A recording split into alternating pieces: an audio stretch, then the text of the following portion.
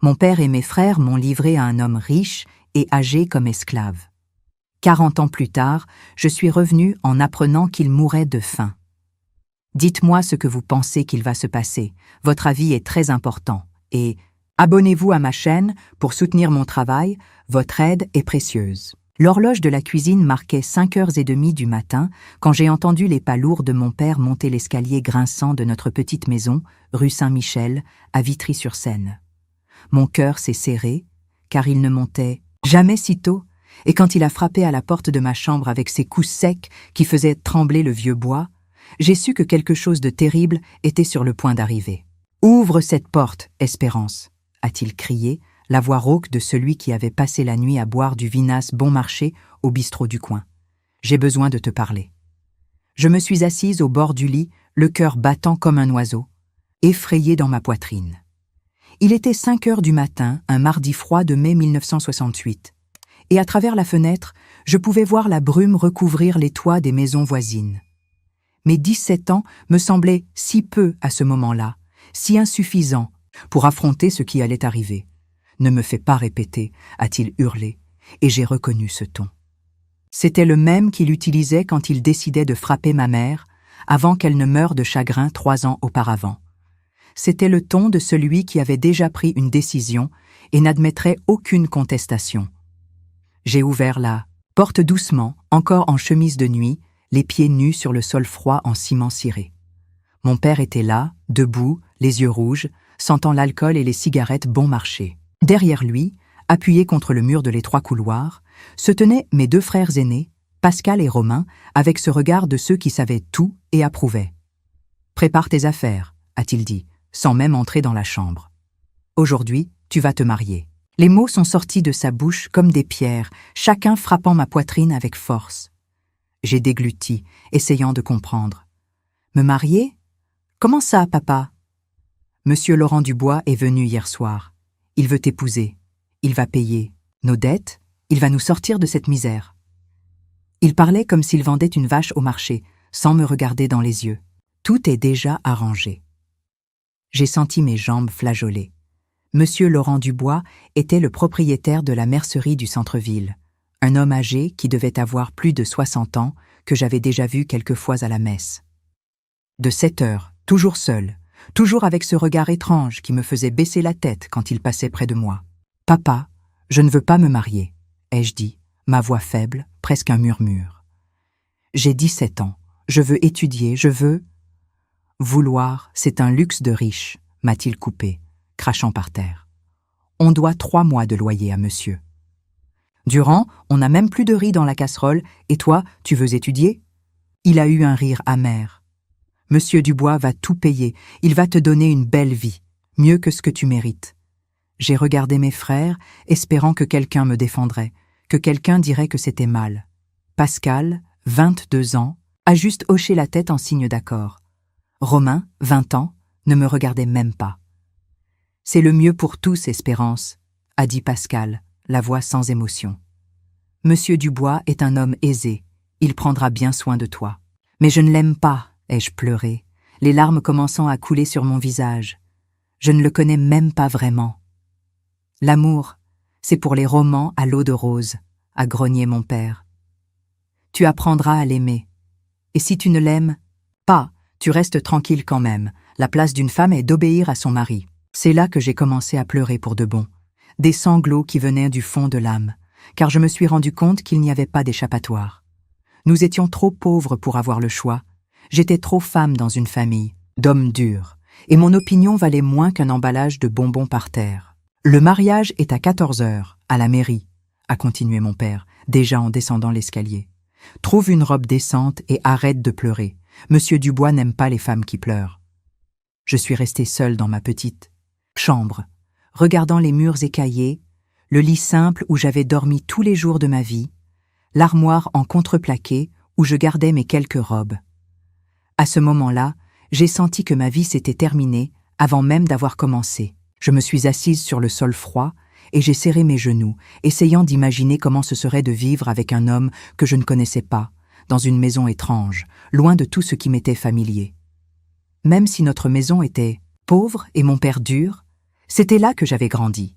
C'était là que je sentais encore l'odeur du gâteau au maïs que ma mère faisait le dimanche, avant que tout ne devienne si difficile. À 7 heures du matin, Pascal est apparu à la porte avec une tasse de café noir et un morceau de pain rassis. « Mange quelque chose », a-t-il dit, mais sa voix était différente, moins dure qu'avant. « Tu as besoin de force pour ce qui t'attend. »« Pascal !» ai-je imploré en le tenant par le bras. « Ne laisse pas ça arriver. Tu es mon frère, tu me connais depuis toute petite. » Il a détourné le regard, fixant la fenêtre comme s'il cherchait quelque chose dans le ciel gris dehors. « Espérance, la situation est grave. Si on ne paie pas le loyer cette semaine, monsieur, Durand va nous expulser. Il n'y a plus de travail à l'usine de chaussures, plus rien.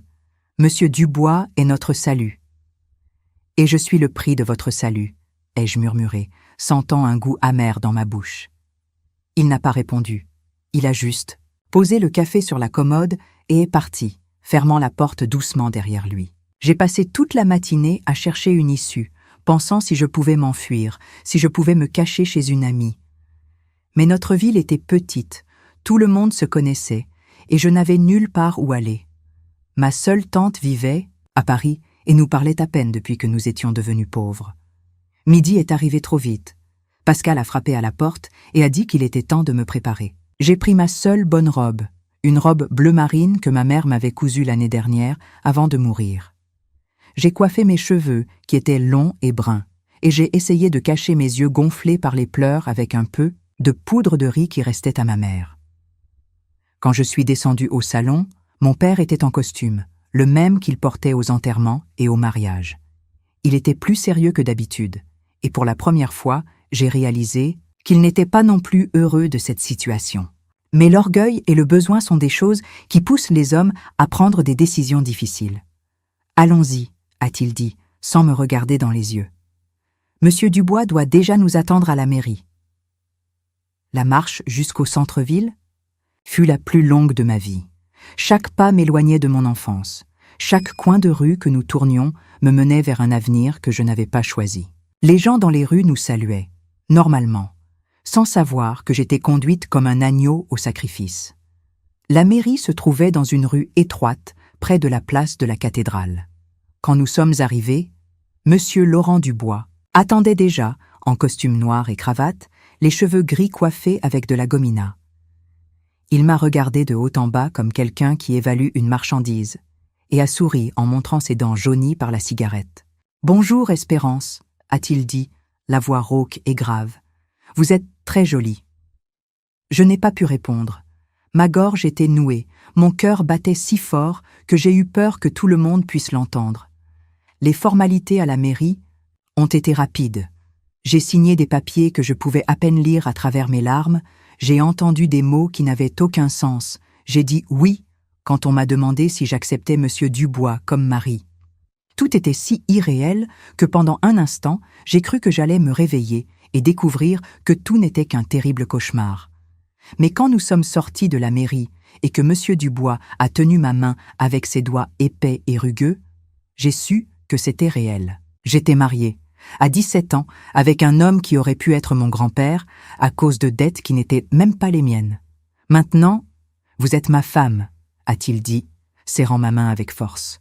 Rentrons à la maison pour découvrir votre nouvelle vie. La maison de Monsieur Dubois se trouvait rue des Fleurs, à un coin de rue où de vieux arbres faisaient de l'ombre même en plein jour. C'était une grande maison, à 2 étages, avec un portail en fer forgé et un jardin devant, très différente de la petite maison simple où j'avais grandi. Mais quand il a ouvert la porte d'entrée et m'a fait entrer, j'ai senti un frisson glacé me parcourir l'échine. La maison sentait le moisi et la solitude. Les rideaux épais laissaient peu de lumière entrer, et les meubles sombres semblaient m'observer avec désapprobation. Monsieur Dubois a fermé la porte derrière nous, à double tour, et ce bruit a résonné comme une sentence dans ma tête. « C'est votre maison maintenant », a-t-il dit, jetant les clés sur une petite table près de l'entrée. « Je veux que vous vous sentiez chez vous, mais il y a des règles à suivre. » Je suis restée là, au milieu du salon, toujours dans ma robe. Bleu marine de mariage, me sentant plus petite qu'un grain de sable. Monsieur Dubois s'est assis dans un fauteuil en cuir marron et a allumé une cigarette, m'étudiant comme quelqu'un qui vient d'acheter un nouvel objet. Première règle, vous ne sortez pas de la maison sans ma permission. Deuxième règle, vous ne recevez pas de visite quand je ne suis pas là. Troisième règle, vous vous occupez de la maison, de la cuisine, du linge, de tout ce qu'une femme doit s'occuper. Il a tiré une longue bouffée de sa cigarette. Compris? J'ai hoché la tête, car ma voix ne sortait pas de ma gorge. Parfait. Maintenant, venez. Je vais vous montrer la maison. Il m'a fait visiter toute la maison, montrant chaque pièce comme s'il présentait une prison. La cuisine était grande mais sombre, avec un four à bois qui ne semblait pas avoir été utilisé depuis longtemps. La salle à manger avait une longue table couverte d'une nappe jaunie. À l'étage, il y avait 3 chambres, la sienne, qui serait la nôtre, une chambre d'amis remplie de vieilleries et une petite chambre au fond. Celle-ci pourrait être votre petit coin pour la couture, a-t-il dit en ouvrant la porte de la petite chambre. Je sais que les femmes aiment ces choses.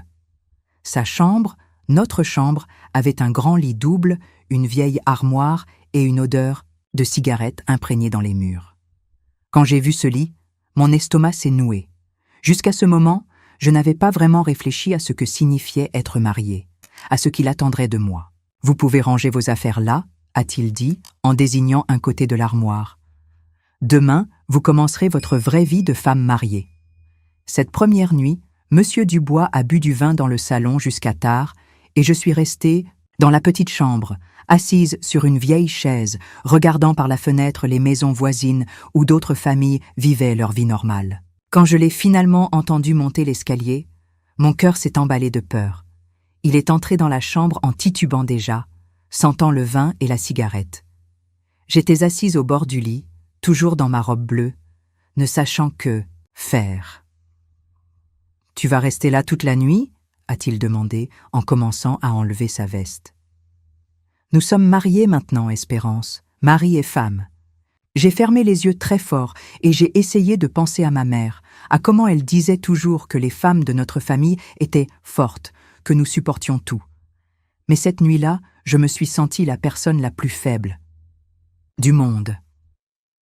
Les premiers mois furent les plus difficiles de ma vie. Monsieur Dubois partait tôt pour la mercerie et revenait en fin d'après-midi, s'attendant toujours à ce que la maison soit propre, la nourriture prête, les vêtements lavés et repassés. Je me levais à 5 heures du matin pour tout faire, car il n'admettait pas une seule assiette déplacée. « Une femme qui ne sait pas tenir une maison ne sert à rien », disait-il quand il trouvait un défaut dans mon travail.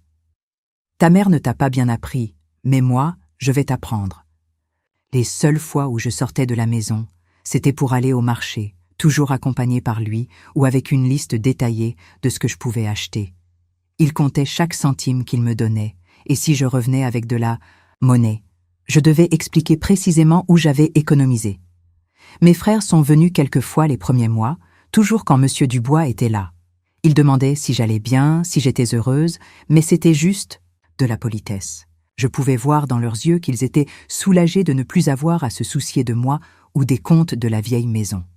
« Espérance s'adapte bien », leur disait Monsieur Dubois, passant son bras autour de mes épaules d'une manière qui semblait affectueuse, mais que je ressentais comme des menottes. « C'est une bonne épouse, obéissante comme une femme doit l'être. » Je souriais et hochais la tête en signe d'accord, parce que je ne savais rien faire d'autre. Où pouvais-je aller? À qui pouvais-je raconter ce que je ressentais? À Vitry-sur-Seine.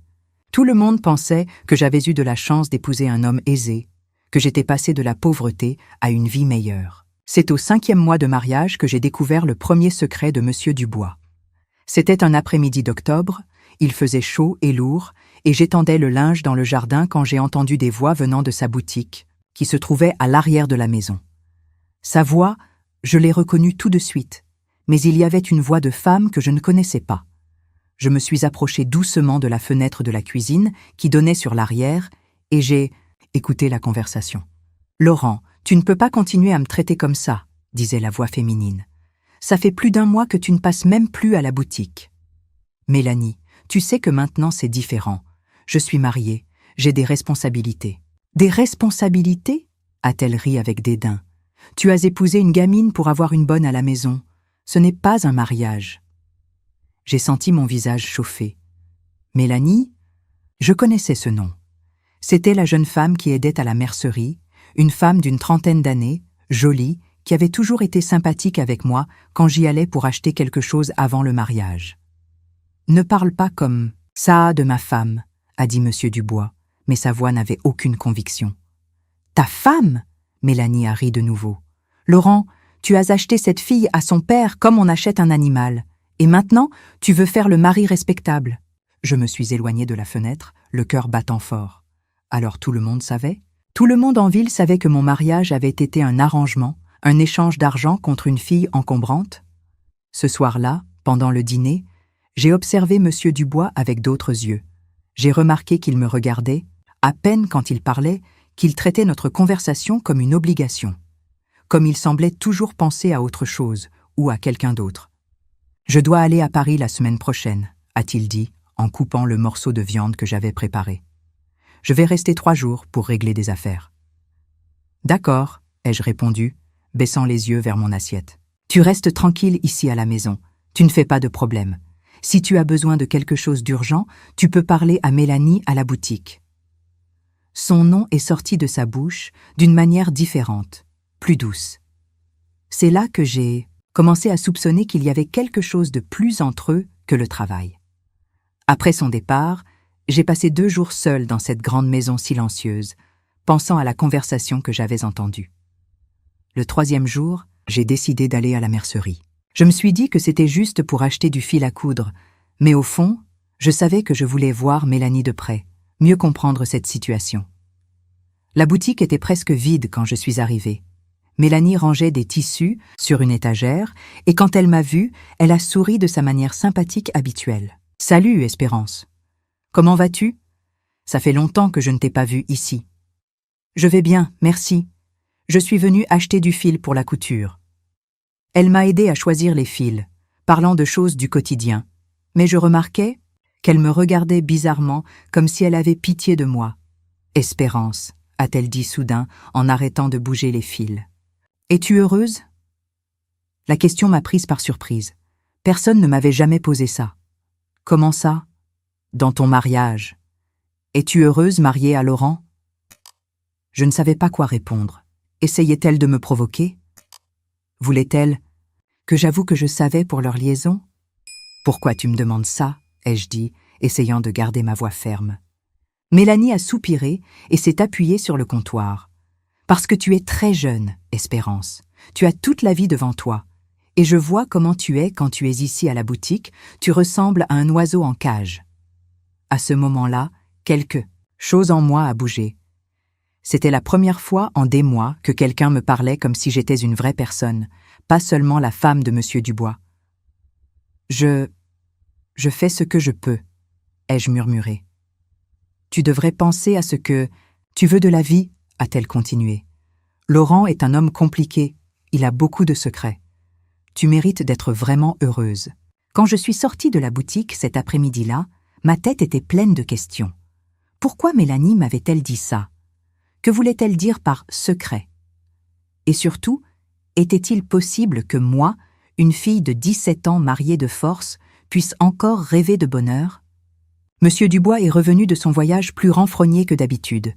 Il est arrivé un jeudi soir, a jeté sa valise dans la chambre sans même me saluer et est descendu dîner en silence. J'avais préparé un poulet en cocotte, comme il aimait, mais il a à peine touché à la nourriture. « La nourriture est mauvaise ?» ai-je demandé, le voyant repousser son assiette. « Ce n'est pas la nourriture », a-t-il grommelé, se levant de table. « Je vais sortir un peu. » Et il est parti, me laissant seul avec la vaisselle sale et une étrange sensation dans la poitrine. C'était la première fois qu'il sortait le soir après le dîner. Normalement, il restait à la maison, lisant le journal ou écoutant la radio jusqu'à l'heure de dormir. Les jours suivants, M. Dubois est devenu de plus en plus absent. Il partait tôt pour la boutique, revenait tard, et quand il était à la maison, il semblait toujours préoccupé par quelque chose. Parfois, il me surprenait à le regarder et détournait le regard, comme s'il cachait quelque chose. C'est un mardi, alors que j'étais allée au marché acheter de la viande pour le déjeuner, que Madame Bertrand, la voisine d'en face, s'est approchée de moi dans la file de la boucherie. « Espérance, ma fille » a-t-elle dit doucement, regardant autour d'elle pour voir si personne n'écoutait. Je peux te dire quelque chose? Bien sûr, Madame Bertrand. C'est à propos de ton mari. Je ne sais pas si je devrais parler, mais tu as le droit de savoir. Mon cœur s'est serré. Savoir quoi? Hier matin, je l'ai vu sortir de l'appartement rue de la Libération, celui où Mélanie vit seule. Elle a fait une pause, m'étudiant. Il était 6 heures du matin, Espérance. Il est parti de là à 6 heures du matin.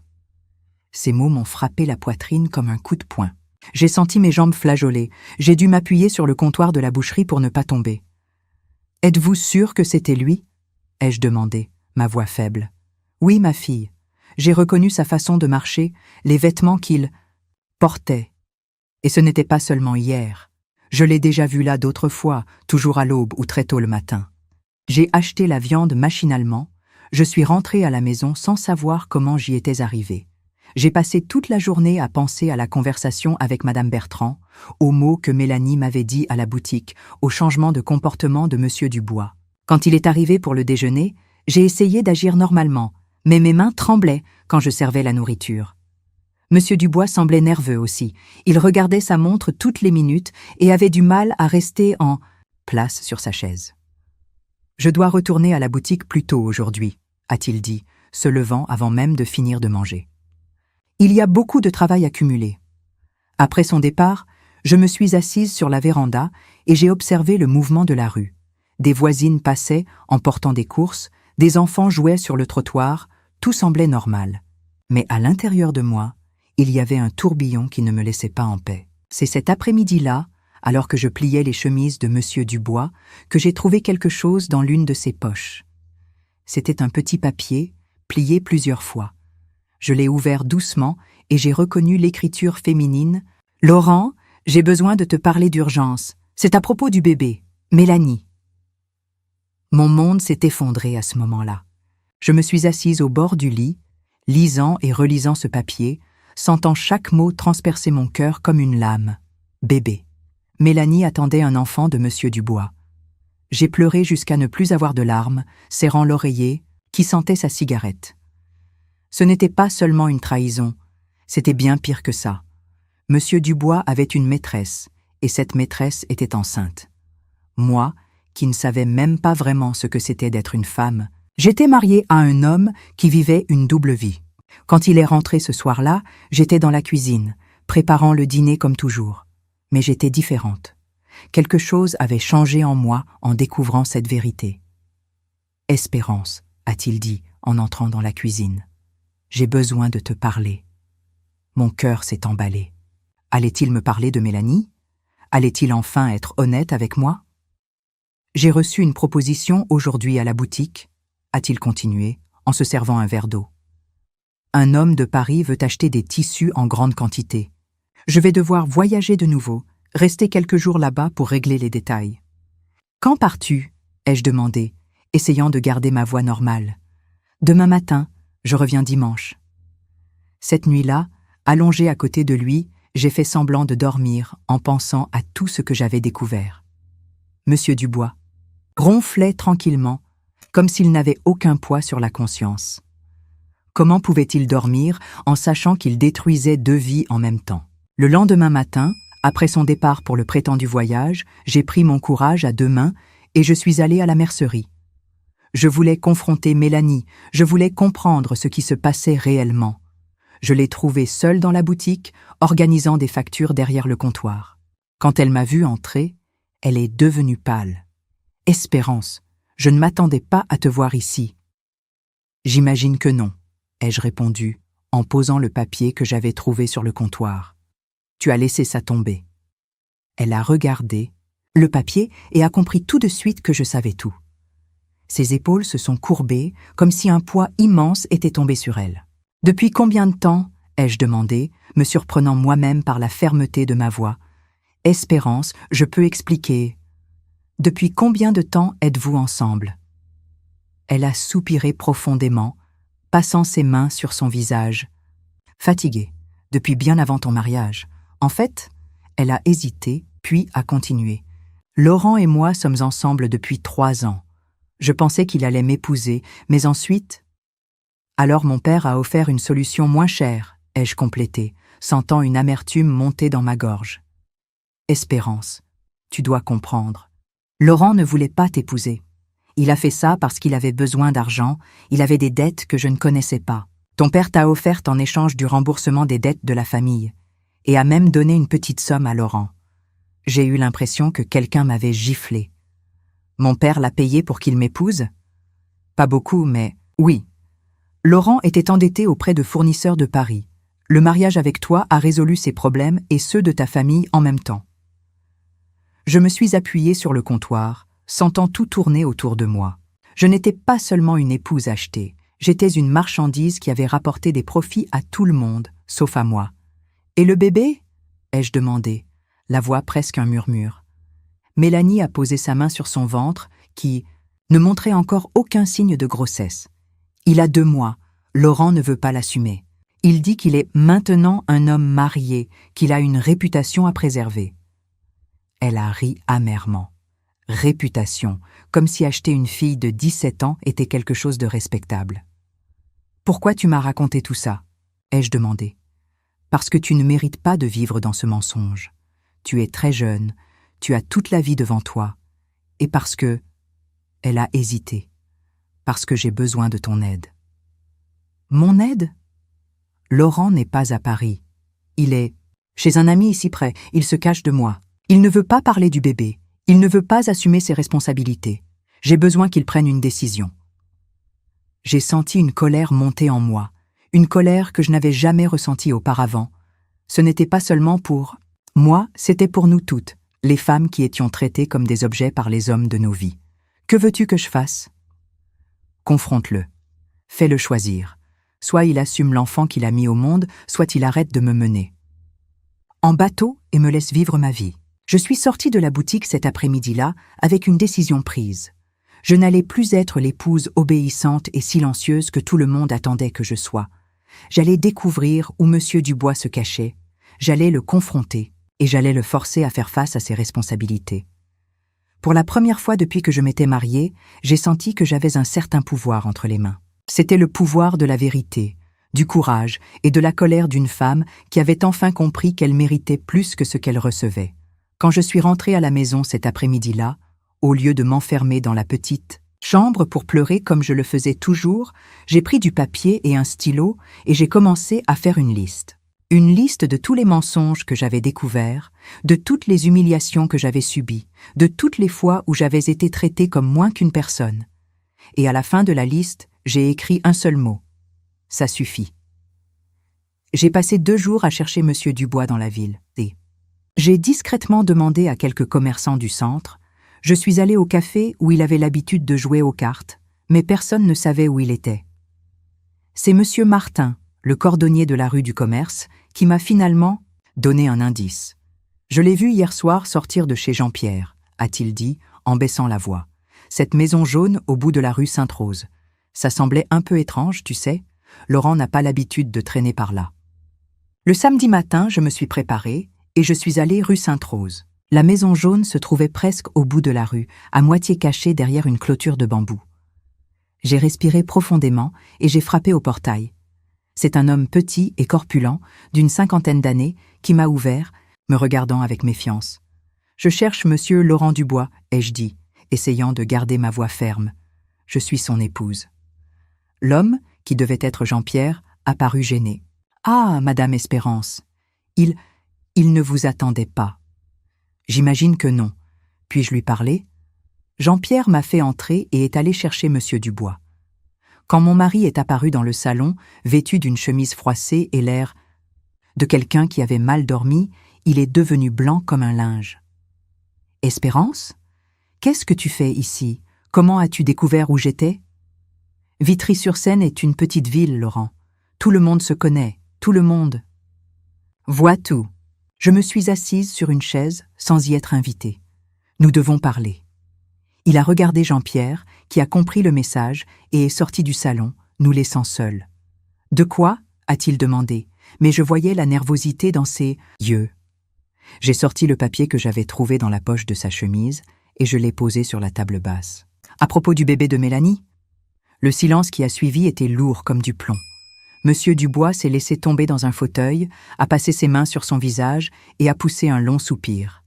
Comment as-tu su?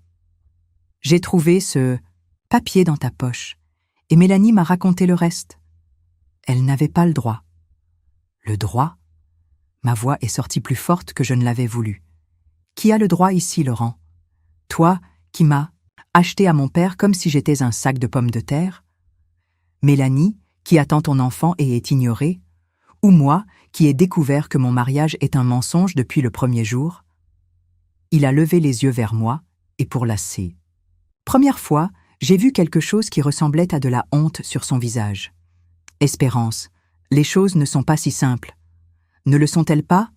Alors explique-moi. Explique-moi comment un homme de 60 ans séduit une employée, la met enceinte, puis se cache comme un enfant quand il doit assumer les conséquences. Je n'ai pas prévu que ça arrive. Mais c'est arrivé. Et maintenant? Tu vas la laisser se débrouiller seule avec un enfant? Monsieur Dubois s'est levé et a commencé à faire les 100 pas dans le salon, les mains dans les poches, le visage renfrogné.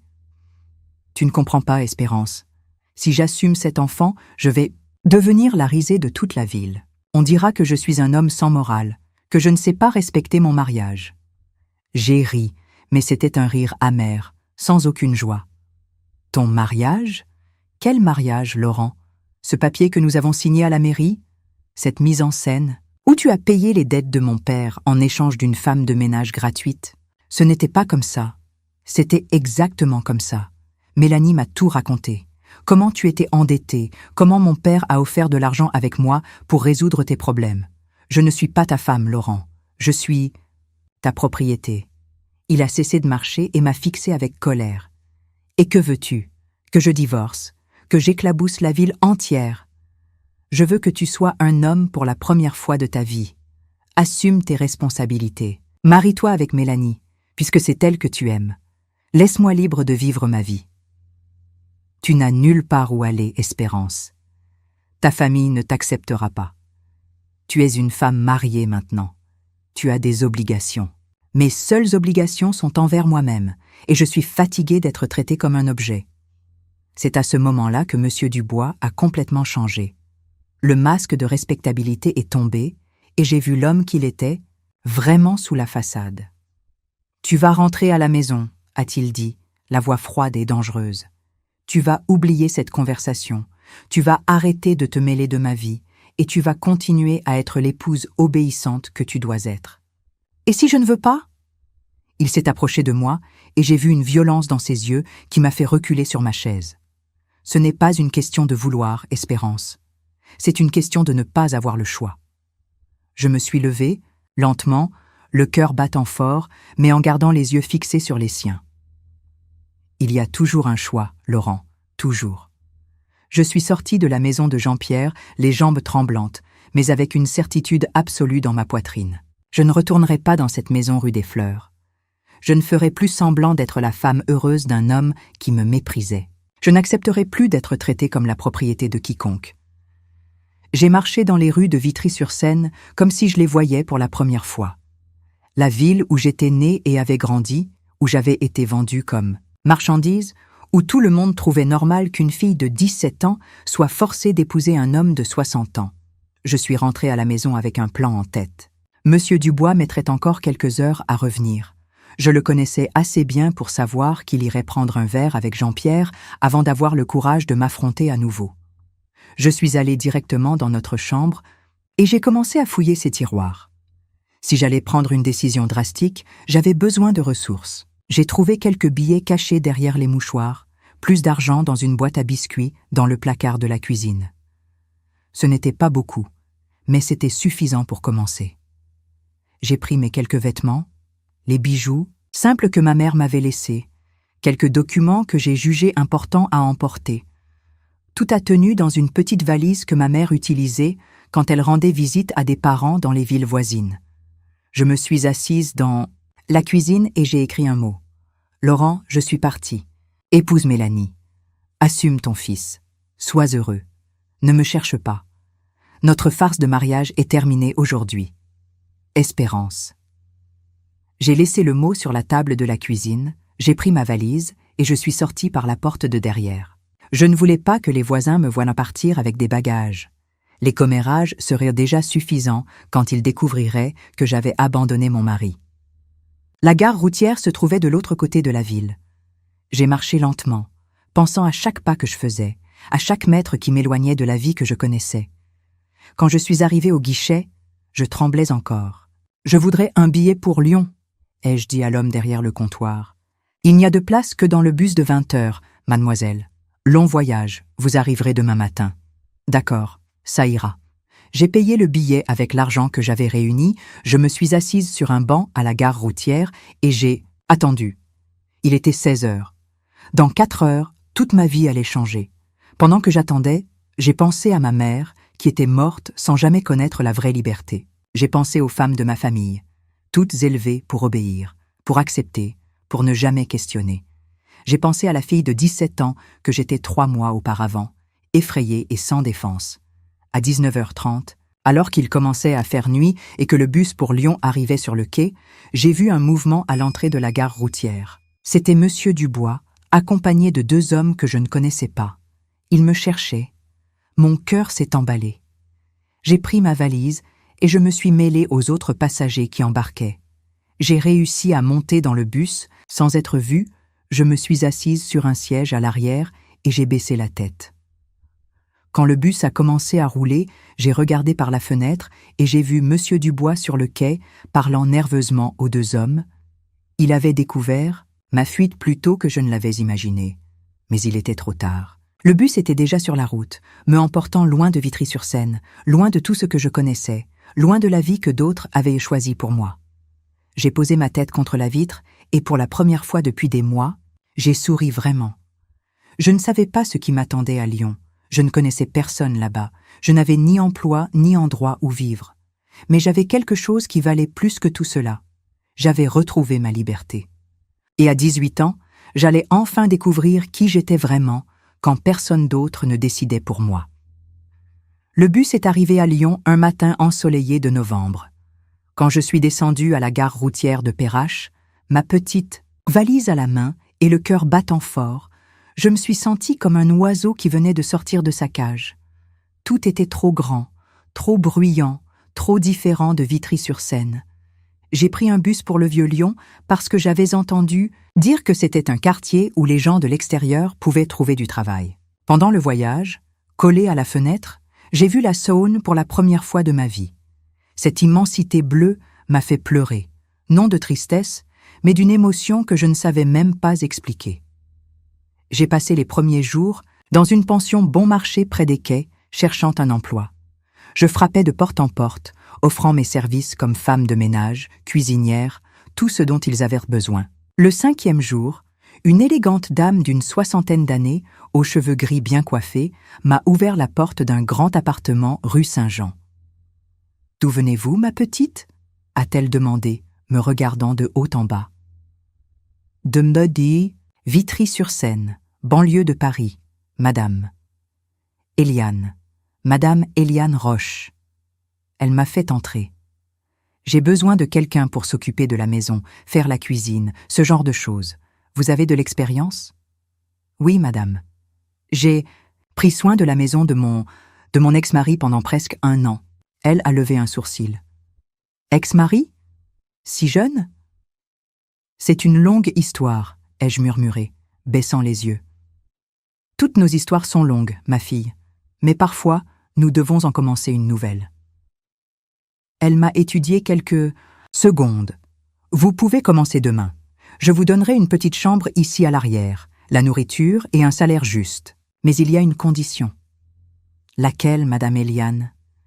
Je veux que vous étudiez. Il y a une école du soir ici près. Une jeune femme intelligente comme vous ne peut pas rester sans instruction toute sa vie. J'ai pleuré aussitôt. Personne ne m'avait jamais appelée intelligente. Personne ne s'était jamais soucié de mes études. Les années que j'ai passées chez madame Éliane ont été les plus heureuses de ma vie jusqu'alors. Elle me traitait comme une fille, m'a appris sur les livres, sur l'art, sur le monde au-delà des petites frontières de Vitry-sur-Seine. Le soir, après le travail, j'allais à l'école. C'était difficile, mais chaque nouveau mot que j'apprenais était comme une petite victoire. Madame Eliane ne m'a jamais interrogée sur mon passé, mais parfois, les dimanches après-midi, quand nous prenions le thé sur la véranda, elle disait des choses qui montraient qu'elle comprenait ma douleur. Tu sais, Espérance, il y a des femmes qui naissent libres, et il y a des femmes qui doivent conquérir leur liberté. Tu es du deuxième type, et cela te rend plus forte. J'ai envoyé une seule lettre à Vitry-sur-Seine, adressée à mes frères, leur disant que j'allais bien et que je travaillais à Lyon. La réponse est venue 3 mois plus tard, signée par Pascal. Elle disait que j'avais déshonoré la famille, que M. Dubois répandait dans la ville que j'étais une femme de petite vertu et qu'il valait mieux que je ne revienne jamais. J'ai pleuré en lisant cette lettre, mais pas de tristesse. J'ai pleuré de soulagement. J'avais enfin coupé tous les liens qui me retenaient à cette vie de mensonge. Quand j'ai eu 21 ans, Madame Eliane a organisé une petite fête, juste nous deux et quelques voisins. Elle m'a offert une jolie robe bleue et un livre de poésie. « Maintenant, tu es officiellement majeure, a-t-elle dit en m'embrassant. Tu peux prendre toutes les décisions de ta vie. Je peux déjà, Madame Eliane. Je l'ai appris quand j'ai fui Vitry-sur-Seine. 2 ans plus tard, j'ai rencontré Antoine lors d'une fête de la musique dans le quartier. Il était électricien, un homme bon de 35 ans, veuf, sans enfant. Il m'a courtisée avec patience, respectant mon passé sans poser trop de questions. Quand il m'a demandé en mariage, 6 mois plus tard, j'ai dit oui parce que, pour la première fois de ma vie, je choisissais par amour. Madame Eliane a été émue par mon mariage. Tu mérites d'être heureuse, ma fille. Tu mérites un homme qui te traite comme une reine. Et Antoine me traitait ainsi. Notre appartement à la Croix-Rousse était simple, mais plein d'amour. Il m'encourageait à continuer mes études, m'aidait avec mes devoirs, rêvait avec moi de l'avenir que nous allions construire ensemble. Pour la première fois, j'ai compris ce que c'était d'être réellement marié, pas seulement la propriété de quelqu'un. Mais le bonheur complet a été de courte durée. 5 ans après notre mariage, Antoine a eu une crise cardiaque au travail et est décédé sur le chemin de l'hôpital. J'avais 28 ans et j'étais veuve, mais cette fois, c'était différent. Cette fois, j'avais une vie construite, des amis, des études, et surtout, je connaissais ma propre valeur. Madame Eliane m'a soutenue pendant le deuil. La douleur passe, ma fille, et quand elle passera, tu verras que tu as encore beaucoup à vivre. Avec le petit héritage qu'Antoine m'a laissé et un peu d'argent que Madame Eliane m'a prêté, j'ai ouvert une petite auberge à la Croix-Rousse. Elle a commencé petite, seulement 3 chambres, mais j'ai grandi petit à petit. J'ai découvert que j'avais le sens des affaires, que je savais gérer les gens, que je pouvais transformer une maison simple en un foyer accueillant pour ceux qui en avaient besoin. Les années ont passé. Mon auberge est devenue réputée dans la région, toujours pleine, toujours bien entretenue. Madame Eliane est décédée quand j'avais 35 ans, de vieillesse, et m'a laissé un petit héritage qui m'a permis d'acheter l'immeuble voisin et d'étendre mes affaires. La veille de mes 40 ans, je me suis regardée dans le miroir et j'ai vu une femme que je reconnaissais à peine. Cheveux bien coiffés, beaux vêtements, bijoux au cou, une entreprise prospère, de l'argent en banque. J'étais devenue la femme que j'avais toujours rêvé d'être, mais que je n'aurais jamais imaginé pouvoir réaliser. C'est un après-midi de 2008, alors que j'avais 57 ans, qu'une voisine m'a apporté une nouvelle qui m'a serré le cœur. « Espérance, tu ne croiras jamais ce que j'ai appris. Il y a une femme d'ici, de Vitry-sur-Seine, venue rendre visite à sa sœur dans le 13e arrondissement. Elle m'a raconté que ton père a eu un AVC et est alité depuis 2 ans. Tes frères ont perdu leur emploi et sont dans le besoin. Finalement, les nouvelles de Vitry-sur-Seine m'avaient rattrapé à Lyon. J'ai passé des jours à y penser, me rappelant mon père autoritaire, mes frères qui avaient accepté de me vendre. Une partie de moi ressentait encore de la colère, mais une autre partie, celle que Madame Eliane avait aidé à grandir, ressentait de la pitié. Ils sont ta famille, malgré tout, pensais-je. Et on ne choisit pas sa famille, mais on peut choisir comment la gérer. Après mûre réflexion, j'ai pris une décision qui m'a même surprise. J'allais retourner à Vitry-sur-Seine, pas pour y vivre, pas pour tout pardonner, mais pour boucler la boucle, pour leur montrer, et surtout à moi-même, ce que j'étais devenue. Le matin précédant mon voyage, j'ai préparé ma valise avec mes meilleurs vêtements, mes bijoux, mes documents, qui prouvait tout ce que j'avais accompli. Je ne partais pas comme la jeune fille effrayée de 18 ans qui avait fui à l'aube. Je partais comme la femme de 57 ans qui avait bâti une vie de ses propres mains. Pendant le voyage en bus de retour vers Vitry-sur-Seine, j'ai regardé par la fenêtre et j'ai pensé à tout ce que j'avais vécu. Les larmes chez Monsieur Dubois, la peur à la gare routière, l'arrivée à Lyon, les années avec Madame Eliane, l'amour vrai avec Antoine, le succès de l'auberge. Chaque moment difficile m'avait préparé au défi suivant. Quand le bus est entré dans Vitry-sur-Seine, j'ai reconnu les rues de mon enfance, mais elles semblaient plus petites, plus simples que dans mes souvenirs. La ville était restée la même, mais j'avais complètement changé. J'ai pris un taxi jusqu'à la rue Saint-Michel. La maison où j'avais grandi était exactement comme dans ma mémoire, juste plus vieille, plus écaillée, plus triste.